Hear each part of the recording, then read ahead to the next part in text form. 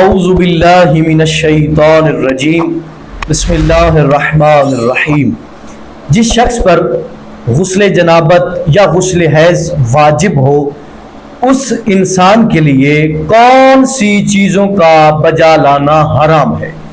مومنین یقین مانیں کہ ہم معاشرے کا حصہ ہیں اور معاشرے میں ہم دیکھتے ہیں کہ مومنین جب جنابت کی حالت میں ہوتے ہیں یا حیض کی حالت میں خواتین ہوتی ہیں، نجاست کی حالت میں ہوتی ہیں، تو وہ ایسے کاموں کو انجام دے رہے ہوتے ہیں کہ جن کاموں سے شریعت نے منع فرمایا ہے، جن کاموں کو نجاست کی حالت میں کرنا حرام ہے، گناہ کبیرہ ہے۔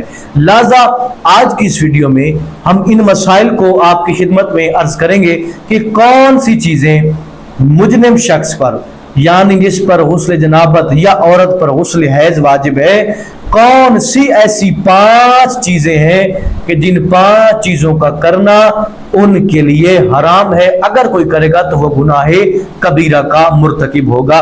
چند چیزیں حرام ہیں اور چند چیزیں مکروہ ہیں جن کو ناپسندیدہ قرار دیا گیا ہے، جن کو کرنے سے منع کیا گیا ہے، لیکن اگر کوئی کرتا ہے تو وہ حرام نہیں ہے۔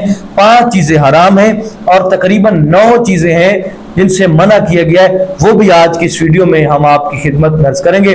لہذا اس ویڈیو کو لازمی دیکھیں تاکہ آپ کو معلوم ہو سکے کہ جب آپ پر غسل جنابت واجب ہو جاتا ہے، شادی شدہ ہیں، ہم بستری کی ہے، یا کسی بھی وجہ سے منی خارج ہوئی ہے، احتلام ہوا ہے اور آپ پر غسل جنابت واجب ہو گیا یا عورتوں پر غسل حیض واجب ہو جاتا ہے، تو یہ چند چیزیں ہیں کہ جو حرام ہیں اور مکروہ ہیں، لہذا ان سے آگاہی ضروری ہے۔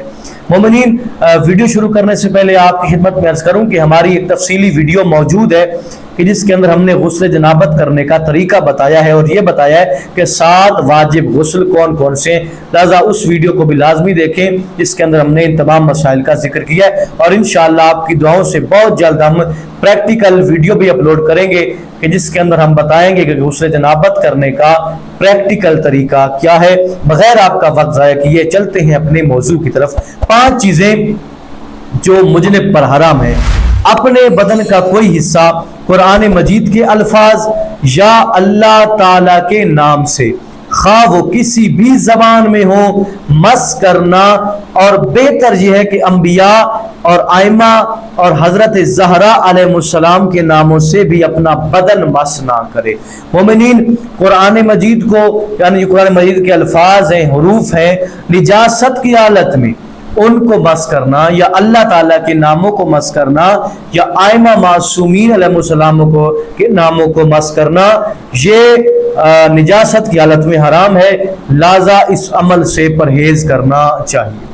سوال یہ ہو سکتا ہے کہ کیا جنابت کی حالت میں قرآن مجید کے غلاف کو یا ایسے جلد کو ہاتھ لگا سکتے ہیں؟ جی ہاں، وہ حرام نہیں ہے، اس کو ہاتھ لگا سکتے ہیں، لیکن قرآن مجید کے الفاظوں کو ہاتھ نہیں لگا سکتے۔ نمبر 2، مسجد حرام اور مسجد نبوی میں جانا، خواہ ایک دروازے سے داخل ہو کر دوسرے دروازے سے نکل آئے۔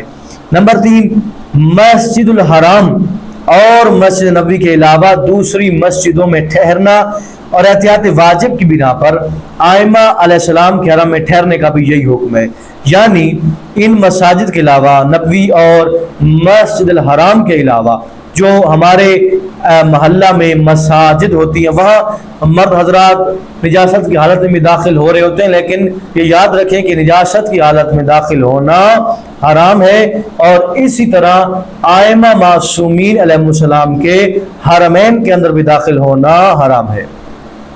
نمبر 4، مسجد میں کوئی چیز اٹھانے کے لیے داخل ہونا اور احتیاط لازم کی بنا پر یہی حکم مسجد میں کوئی چیز رکھنے کے لیے، یعنی کوئی بندہ مسجد میں جاتا ہے کہ میں وہاں سے کوئی چیز اٹھا لوں ابھی باہر آ جاؤں گا، یا وہاں سے کوئی چیز رکھ دوں، تو یہ بھی عمل حرام ہے، اس عمل سے بھی اجتناب کرنا چاہیے۔ عورت حیض کی حالت میں ہو، مرد پر غسل جنابت واجب ہو یا عورت پر، تو یہ چیزیں کرنا حرام ہے۔ نمبر 5، ان آیات میں سے کسی آیت کا پڑھنا جن کے پڑھنے سے سجدہ واجب ہو جاتا ہے۔ آپ کو معلوم ہونا چاہیے کہ قرآن میں 4 آیات کے پڑھنے سے سجدہ واجب ہو جاتا ہے۔ اس پر ہماری تقریباً 8 منٹ کی تفصیلی ویڈیو موجود ہے کہ جس کے اندر ہم نے مکمل طریقہ اور مکمل احکام بتایا ہے کہ واجب سجدہ، قرآن کا واجب سجدہ کرنے کا طریقہ کیا ہے۔ تو وہ ان ویڈیوز کو آپ لازمی دیکھیں تاکہ آپ کو معلوم ہو سکے کہ وہ 4 آیات کون سی ہیں۔ نظر نمبر 5 پہ یہ ہے کہ ان 4 آیات کا پڑھنا کہ جس کے پڑھنے سے انسان پر سجدہ کرنا واجب ہو جاتا ہے، یہ نجاست کی حالت میں پڑھنا حرام ہے۔ 9 چیزیں جنب شخص کے لیے مکروہ ہے۔ کھانا پینا یعنی نجاست کی حالت میں کھانا پینا مکروہ ہے، اگر ہاتھ منہ دھو لے اور کلی کر لے تو مکروہ نہیں ہے۔ قرآن مجید کی 7 سے زیادہ ایسی آیات کا پڑھنا جن میں آیات سجدہ واجب نہیں ہے، یعنی بعض آیات میں سجدہ واجب ہے وہ 4، ان کے علاوہ 7 آیات سے زیادہ پڑھنا مکروہ ہے، 7 تک آپ پڑھ سکتے ہیں۔ نمبر 4، اپنے بدن کا کوئی حصہ قرآن مجید کی جلد، حاشیے یا الفاظ کی درمیانی جگہ سے چھونا۔ پہلے آپ کو بتا چکا ہوں کہ الفاظوں اور حروف کو چھونا حرام ہے، جلد کو اور حاشیے کو چھونا جنابت نجاست کی حالت میں مکروہ ہے، منع قرار دیا گیا۔ نمبر 6، سونا، اگر انسان جنابت کی حالت میں سو جائے تو یہ بھی مکروہ ہے۔ مہندی لگانا یا خضاب کرنا یہ بھی مکروہ ہے۔ بدن پر تیل لگانا یہ بھی نجاست کی حالت میں مکروہ ہے۔